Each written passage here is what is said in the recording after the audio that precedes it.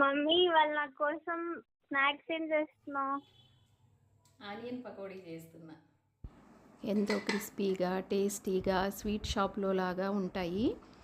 వీటి కోసం నేను 4 పెద్ద సైజు ఉల్లిపాయలు తీసుకున్నాను. వీటిని పొడవుగా లావుగా చీలికలుగా కట్ చేసుకున్నాను. దీనికి ఫ్రెష్గా నూరిన అల్లం 1 స్పూన్ వేసుకున్నాను. తర్వాత ధనియాల పొడి 1/2 స్పూను, జీలకర్ర పొడి 1/2 స్పూను, ఇంకా 1/2 స్పూను జీలకర్ర వేశాను. తర్వాత 4 పచ్చిమిరపకాయ చీలికలు, పచ్చిమిర్చి 4 పొడవుగా సన్నగా చీలికల్లాగా చేసి వేసుకున్నాను. తగినంత సాల్ట్, తర్వాత 1/2 స్పూన్ కారం కూడా వేసుకున్నాను. వీటిని నీళ్లు కలపకుండా మనం ముందుగా పిండి వేయకుండానే ఇలా ప్రెస్ చేస్తూ కలుపుకోవాలి. కలిపినట్టయితే ఆ ఉల్లిపాయల్లో ఊరే నీరే సరిపోతుంది పిండి కలుపుకోవడానికి. ఇంకా మనం నీళ్ళు వేసుకోవాల్సిన అవసరం లేదనమాట పిండి కలిపేటప్పుడు. అప్పుడు ఆ పకోడీ క్రిస్పీగా బాగా వస్తాయి. ఇక్కడ 1 కప్పు శనగపిండి తీసుకున్నాను, 4 స్పూన్లు బియ్యపిండి తీసుకున్నాను.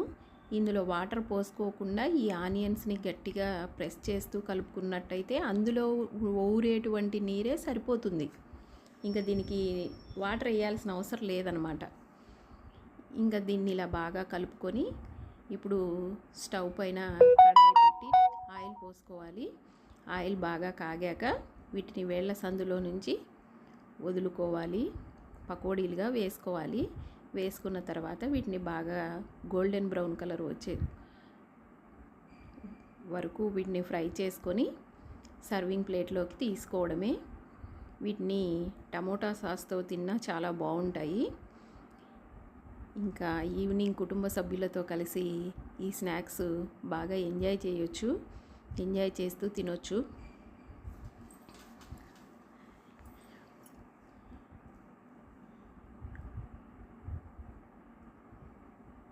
మెత్త పకోడీ అయితే కొంచెం వాటర్ వేసి కలుపుకుంటాము. ఇవి సర్వింగ్ ప్లేట్లోకి ఫ్రై అయ్యాక తీసుకున్నాను.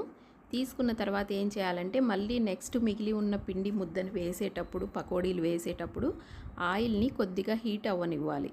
హీట్ అవ్వనిచ్చి మళ్ళీ మీడియం ఫ్లేమ్లో పెట్టి మాత్రమే వీటిని ఫ్రై చేసుకోవాలి. లో ఫ్లేమ్ కానీ హై ఫ్లేమ్ కానీ పెట్టి వీటిని ఫ్రై చేయకూడదు. మీడియం ఫ్లేమ్లో చేస్తేనే పకోడీలు క్రిస్పీగా టేస్టీగా బాగుంటాయి అన్నమాట.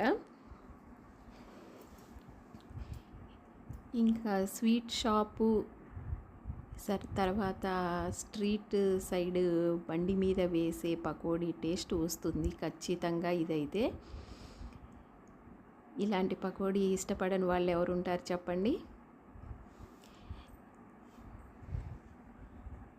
ఈ విధంగా మనం కలుపుకున్న పిండి 1-2 సార్లుగా ఇలా పకోడీ వేసి సర్వింగ్ ప్లేట్లోకి తీసుకొని చివర్లో నేను ఏం చేస్తానంటే నాకు బాగా ఫ్రై అయిన కరివేపాకు బాగా ఇష్టము.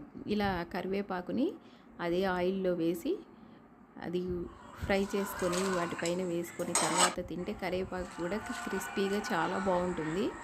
ఒకసారి చూడండి, భలే ఉన్నాయి కదా, టేస్ట్ కూడా చాలా బాగున్నాయండి. మీరు తప్పక ట్రై చేయండి. నా వీడియో నచ్చింది అనుకుంటాను. స్వీటీ తిన్నానా? ఇంకా చూడు, భలే క్రిస్పీగా టేస్టీగా చాలా బాగున్నాయి. నా వీడియో నచ్చినట్టయితే లైక్ చేయండి.